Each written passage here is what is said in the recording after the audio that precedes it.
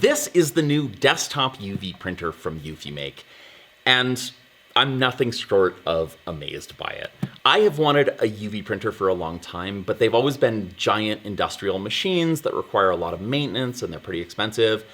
And I think this is the solution to everything I've always wanted. Now, eufyMake, which is one of the anchor brands, has paid me to fly out to China to make a factory tour of how this machine is made. That's on the main channel, Strange Parts. And they also sent me this review unit to make this review video. They are giving me an affiliate code. I just want to disclose that all up front and say that I am doing my best to be an objective reviewer.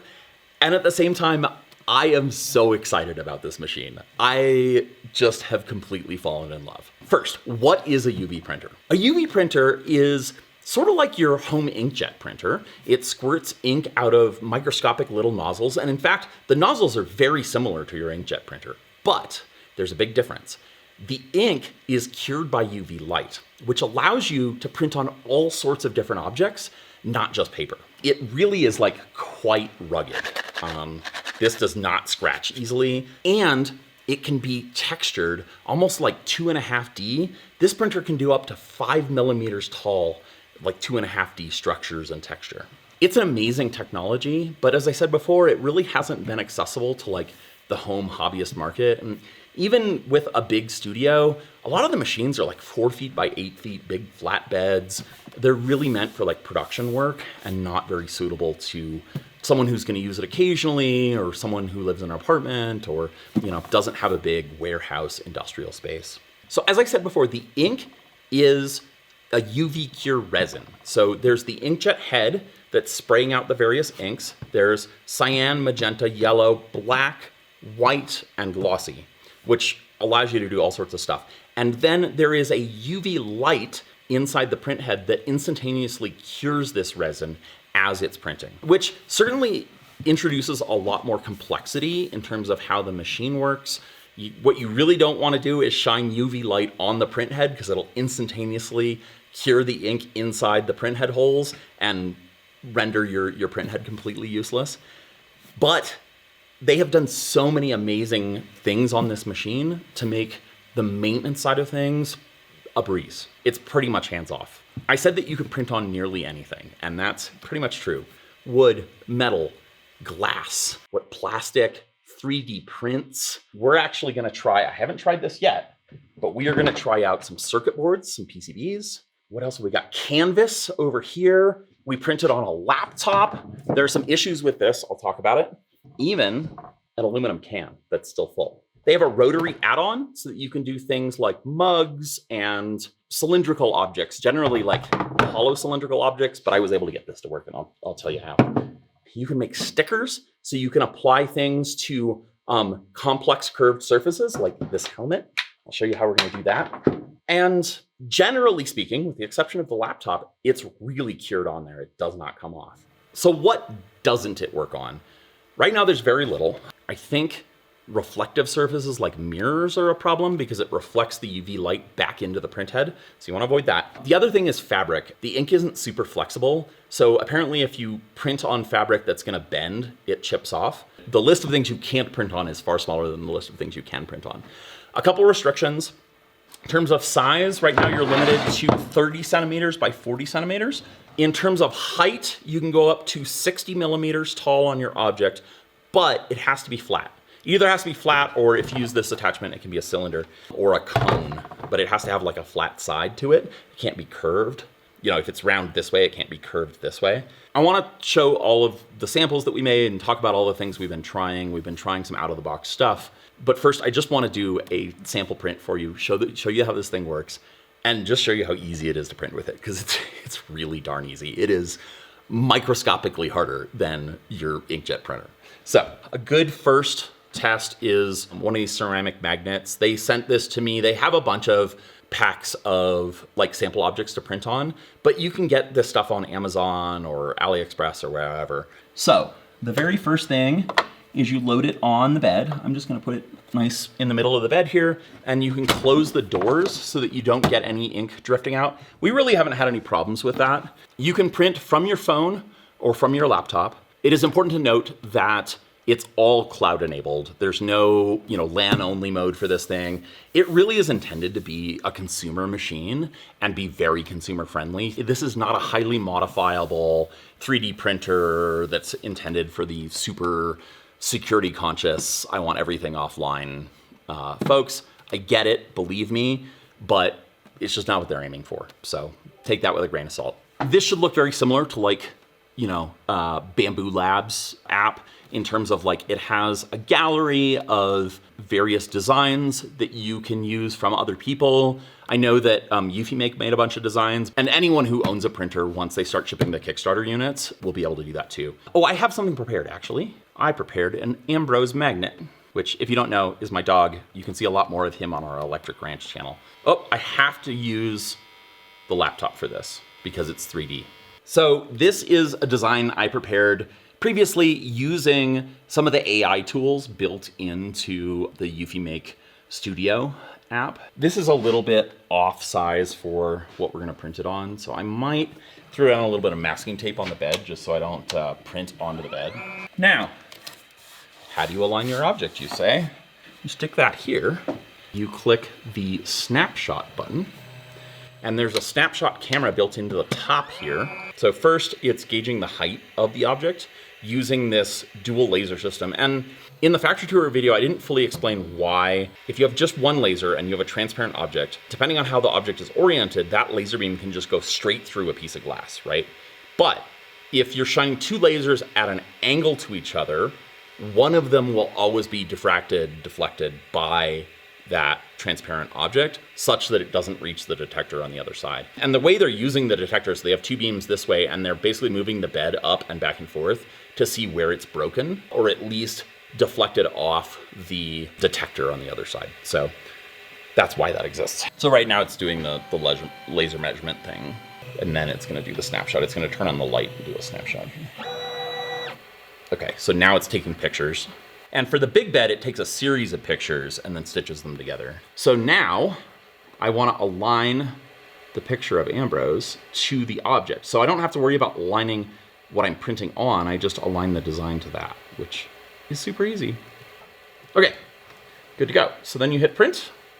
That sends it through the cloud to the printer. Now, this is a textured print. So what it's gonna do first is lay down layers of white ink to build up the texture, and then the last layer will be the color. And I can't remember if this is gonna be glossy or not, but if there's gloss, it'll add that over the last layer of color. Okay, so that's the chime saying this is ready to go. The start button glows green, and you just hit go. And that's pretty much all there is to doing a print on this printer. It's really that simple, which has been wonderful. Like, everybody in the shop, in and around the shop, has been either using this printer or wanting to use it. I've been having to like fend people off with a stick to get this review shot. There are people who have used this printer more than I have at this point. And folks that are not technical, that don't have the engineering or making background that I do. And then, yeah, you can pretty much walk away. It does its thing. You can monitor it on your phone via the app. It'll give you a time to completion % bar. It's not great about giving you estimates on time yet, which kind of annoys me. Feels like it should be able to estimate how long it'll take. It also, I missed it, but it gives you an estimate of how much ink it's gonna use, which is useful. This ink is not super cheap, and that's worth pointing out. So the 6 cartridges here, which are 100 milliliters each, a replacement set is $300. And probably the biggest downside that I can point to for this, you have to use their ink. The cartridges are DRM, I know. I've talked with them a bunch about this. I spent like a week with them in China when we were shooting the factory tour, and we talked about this a lot. And I was like, people are not gonna like that. Take this however you want. What they said was that they tested a bunch of third-party inks, and they found inks that corroded the tubes inside the machine, corroded the print head. There's a huge range of viscosity of UV ink on the market, which can range from quite thin to like pretty sludgy. And their biggest concern is that people are gonna use a third-party ink and either break their entire machine or perhaps more likely clog their print head.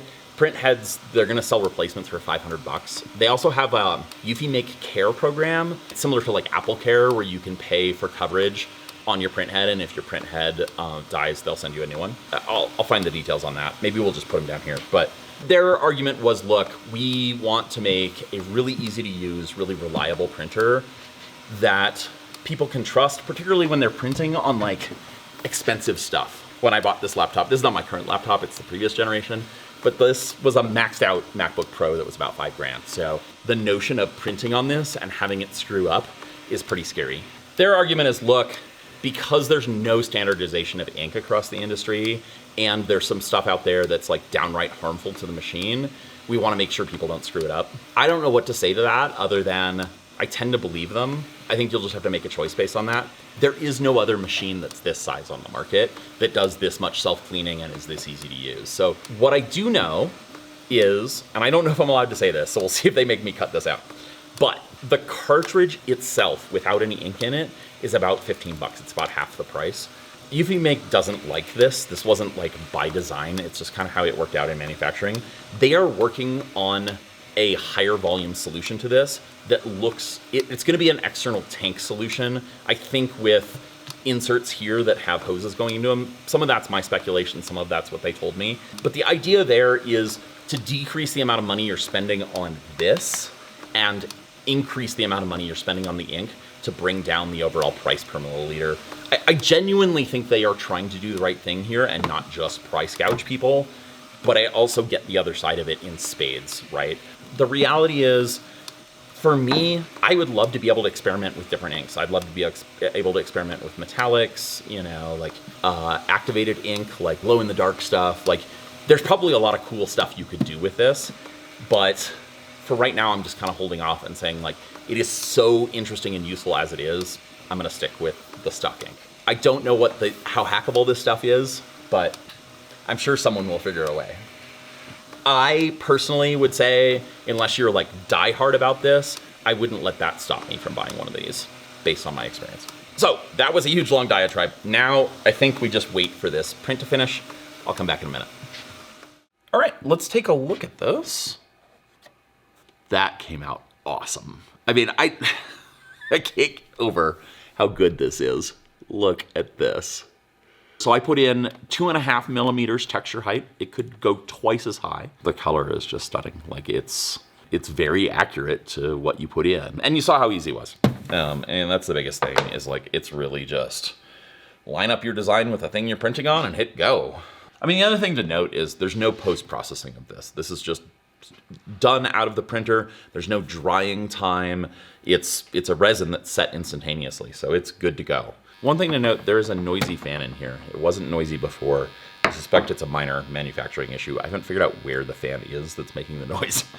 But if you hear that in the background, that's what's going on. One of the things that I wanted to do is show you this print under the microscope, because I think it gives a much better idea of what's actually happening with the print. So let's head over to the microscope and check that out.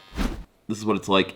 I believe this has the gloss on it, which is giving us a bit of a shine, but I want to show you what happens when we zoom in. So one, you can see the lines in where the print head lays down layers, but two, you can see the individual ink dots here, mostly on the edge where there isn't glare. You can see the individual CMYK dots here, so you can actually see where it's laying down the color on top of the white background. Yeah, just gives you a good sense of like how this technology works underneath the covers. It's just spraying little tiny dots of ink in all the right places. Next, I want to show you some of the things that I've been printing. I know there are a lot of review videos out there on this printer, so I tried to pick things that, or at least some things that I don't think other people have done yet. I'll start with the things that I know other people have done. I did some phone cases with the textured print. This is an AI image inspired by Ambrose. This is what we printed on. Just to give you some idea, it's just a clear plastic kind of bendable case. This canvas print, this is just a stretched canvas on a wood frame. You can get these on Amazon, but I mean, just check it how this came out. Like, it looks great. And this is literally a photo I took on my iPhone and just fed in. I didn't change anything. This took a while, maybe, I don't know, like an hour. Next, we tried printing on a laptop, which felt ambitious. This is flaking off. You can see, like, it's pretty easy to peel it off. I think we probably need to pre-treat this. I want to try just spraying a clear coat on this to see if I can get the ink to stick better, because I think we can just peel it off and start over. But yeah, just an AI generated image. I was kind of playing around with the idea of like a futuristic landscape. It's interesting. This is one of the few materials we've had adhesion problems with, so take that for what you will. One of the very interesting things is using the UV printer in conjunction with other maker technologies that we're all used to. So laser cut wood, we saw some samples at eufyMake at their offices that were laser cut and then printed on. And I think you can do the opposite too. You can print and then laser cut a design out. They look amazing, but I really wanted to try out printing on a 3D print. So this is an open book. It's an open source Kindle, essentially, an open source ebook reader. So Joey Castillo came up with this. It's a beautiful project. If you have any interest in building your own open source ebook reader, I highly recommend it. Joey provides files to 3D print your own case. Otherwise, it's a bare circuit board. And I thought, what would be better than to show how you could 3D print an enclosure for a project and then spiff it up using the UV printer. So this is what I did. Very basic design, but I printed some labels for the previous and next buttons here, going between pages, and then I put the open book name on the top, and on the back I put his logo and company name, which is oddly specific objects. The one limitation here is, again, you need a flat surface. We'll talk about how to do designs on irregular surfaces though, because there is an option there that's pretty cool. Now we get into weirder stuff that we spent a lot more time on. One, this has a rotary attachment. You take this out, put this in, and lock it.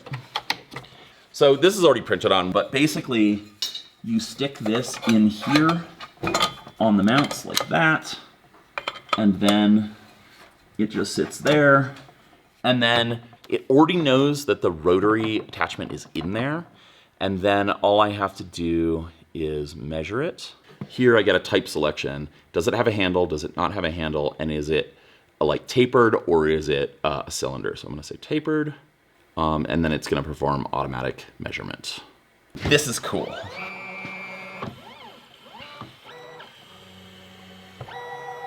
So again, it's using that, okay, this is the cool part. It actually tilts the entire bed to get the side of the cup or whatever you're printing on to be parallel with the print head and level. It's doing all that on its own. It's figuring out diameters, the whole 9 yards. And then you just do a flat 2D wraparound pattern here, and you just put your design there and you're good to go. And there is a way based on what's up on the cup to align it rotationally. I knew a lot of other reviewers were gonna do cups. Instead, I wanna show this, which is I made a can of Brondo.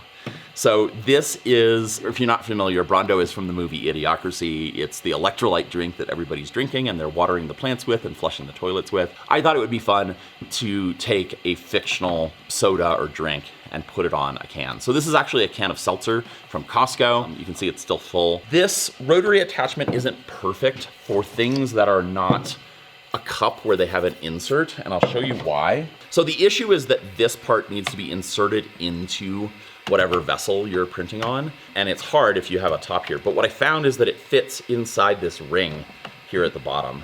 It has attachments for various size and shape things, so these just snap on magnetically, like so. It accommodates a bunch of different objects. And then even you can put an extension on here for a deeper vessel. I just mounted this in the bottom here, about like that. And that worked. The next thing I'm quite excited about, which is circuit boards. Everybody knows me for doing some electronics projects and, you know, electronics and iPhones and things. I have milled these out on our Carvera mill. I want to try printing on. What I don't know is how well it's going to stick to very kind of shiny copper, or if we're going to have the same problem as the laptop, but I just want to clean these off so there's no oil on them. What's the advantage of this? Well, I think there's two advantages to being able to print using this UV printer on a homemade circuit board. The first is full color, right? So instead of being limited to a select set of solder mask colors and silkscreen colors, you can now do a full color image. The second advantage is just being able to do it at home precisely. Let's put down some masking tape. This is also going to help me with like creating some alignment here. One of our other team members, Alex, who's our junior engineer, did all of the circuit board design for this, and I did some work with AI to come up with an idea, and then he executed it. So what we're making is an Arduino shield, just as an easy sample project. What I need to do is take a snapshot and then align it to the snapshot. Let me open this up in KiCad and just check the dimensions, and then we'll scale it to the dimensions, which hopefully will get us pretty close. That is 54.75. 54.75. This is maybe one of the challenging issues with UV printers, and I think the industrial solutions have a little bit better options on this in the software, which is how do you align your design with an object that isn't just kind of eyeballing it. There are some solutions like you can print alignment on the bed. So you actually print on like the blue tape or on the bed itself, just some alignment lines or alignment marks, and then you place your objects within those. You can also create jigs and align to those. So there are options here. I'm gonna go with that. I think that's pretty darn close. I think there are ways to get this more accurate. Let's see what happens. All right. It's worth noting there is a bit of a smell with the printer. It does have a filter in it, so I think if you close these doors, it probably smells less. We haven't actually done that because we've got a big shop and it's not that big a deal. Yeah, okay, I just checked and it is indeed an activated charcoal filter. So removing some of those smells and any chemicals. And I can't smell it now that I've got it closed. So. All right, let's check it out. Slight misalignment, but not bad. I'm gonna go take this over to the electronics bench and solder it up. I thought I had some WS2812Bs in stock, but I only have them on a strip. So we're gonna pull them off of here and put them on here. There we go. Now it's coming. Okay. I've got 13 LEDs off, we only need 12. Just starting with this lower corner.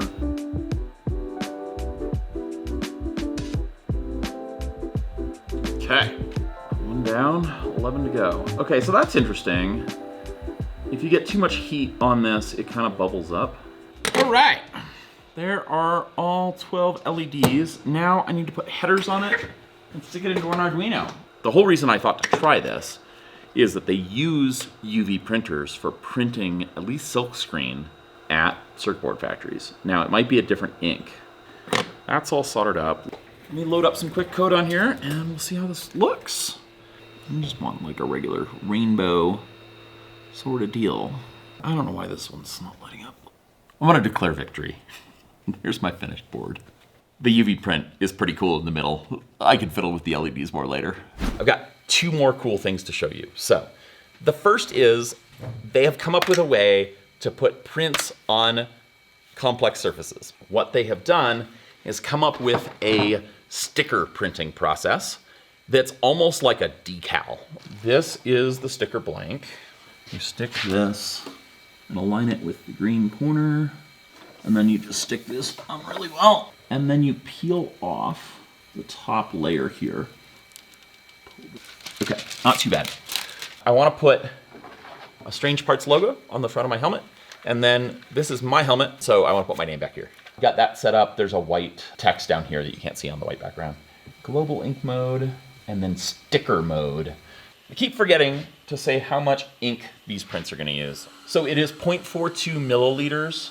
It looks like that's mostly white and gloss. I'm going to hit start, and then while that's printing, I'm going to get the laminator heating up, and I'm going to clean off my helmet. Be careful how I peel this off the bed now, just so I don't get my hands in the sticky part. We bring this over to the laminator, like so, and it grabs it from you, and it puts a plastic layer over the top. So it just comes out the back here, and then there's a little slicer. So they also give you a little paper cutter. Not strictly necessary, you obviously could use scissors. You peel off the back here. I'm gonna stick it down and use this to really rub it. And then the final step is we're going to peel this off. There we go. Look at that. So you can do this on big objects, curved objects that you can't get in here. Peel it off. That came out pretty good. The last thing I would like to show you is this.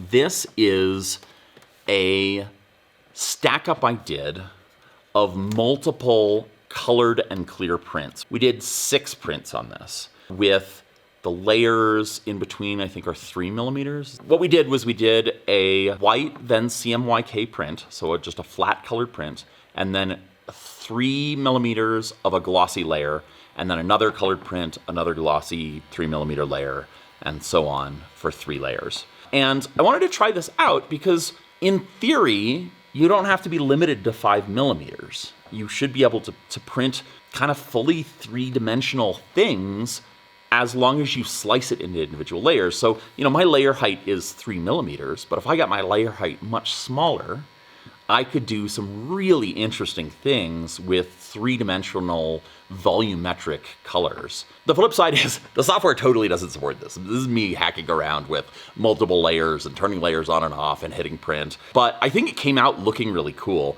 I think it will look even cooler if I cut it out and then buff it on the buffing wheel and kind of polish up the edges. But I think there's a lot of potential to do some experimental stuff with this printer. I hope that others in the community play with this, and I'm really excited to see what people can come up with. But I think this is like a cool direction that this technology can head. Oh, it's not plugged in.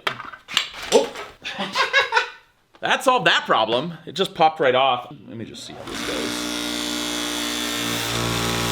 You know what? I'm gonna sand this briefly just to get these edges square. Oh yeah. This is better. If I spent a bunch more time, I think we could get it looking even nicer, but that is pretty darn good. I think there's lots of potential to do cool stuff with this. Pretty cool. So, let me give you my thoughts on having used this printer for, I don't know, we've had it in the shop for a few weeks now. The overall answer is I really like this machine, and I am so thrilled to have it. It's well made. I got to see from start to finish how it's made. It's really well made. It's well engineered.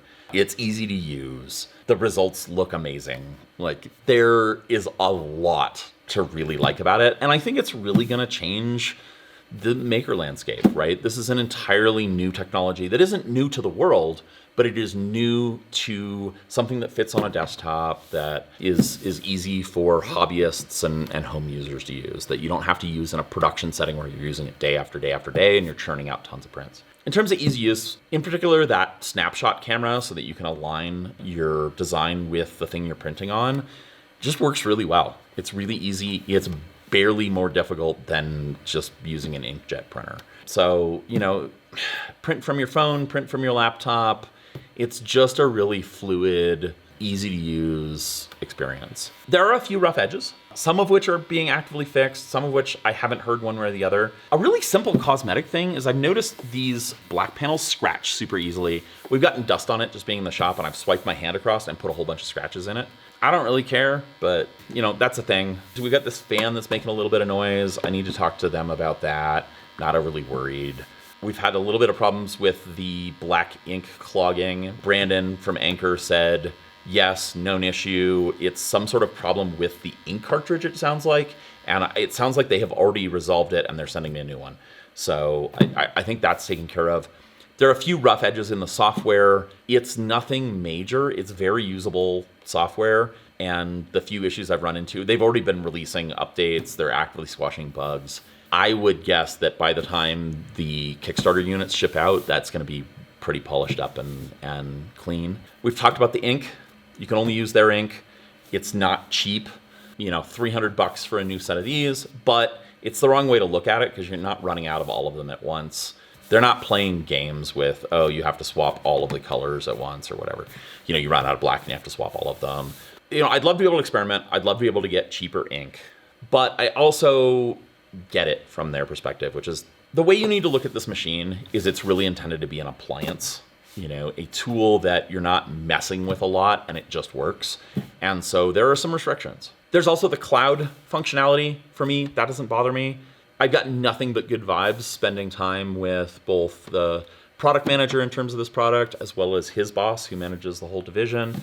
They were just fantastic and they get it and they understand the market. Like, I just feel really confident in the team behind the product and everything they're doing. So, you know, I get the cloud concerns. If you're doing something super confidential, this is not the printer for you. But for the average person, it's totally fine. It works seamless.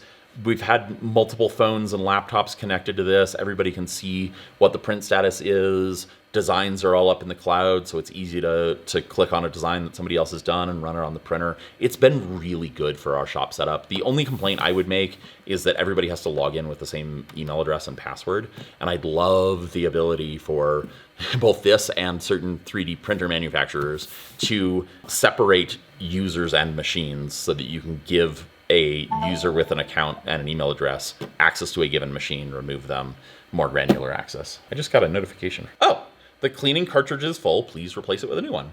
Well, we'll do that on camera. So I'm just gonna hit OK. We just pull it out. And it notified me that it's uninstalled. Take that from you, thank you. I'll give you that. So this is the cleaning cartridge. And I just think like this part of the product design is really smart. The whole notion that this is just one self-contained cartridge and is both the fresh cleaning solvent and the moisturizing fluid and the waste receptacle for it is just really great from a sort of end consumer perspective. Just pop that in. Yep, that's it.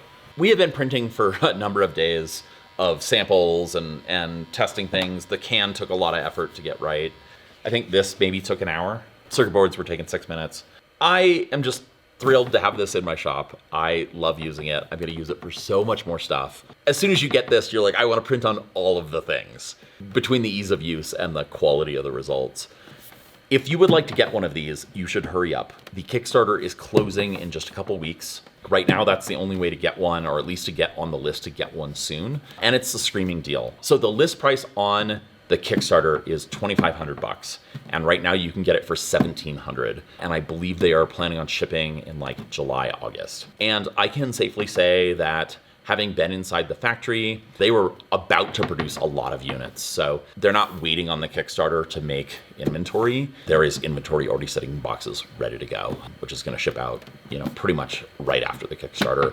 I very much think they're gonna deliver on time. So if you want one soon and you want one at a good price, you should get it now. There is an affiliate link down in the description. I'd really appreciate it if you click on that. I get some of that money, which helps us make more videos like this one and the factory tour. If you haven't already checked it out, go check out that factory tour video. I just am so excited for the future of this product, and I can't wait to see what eufyMake comes up with next. I'll see you again soon.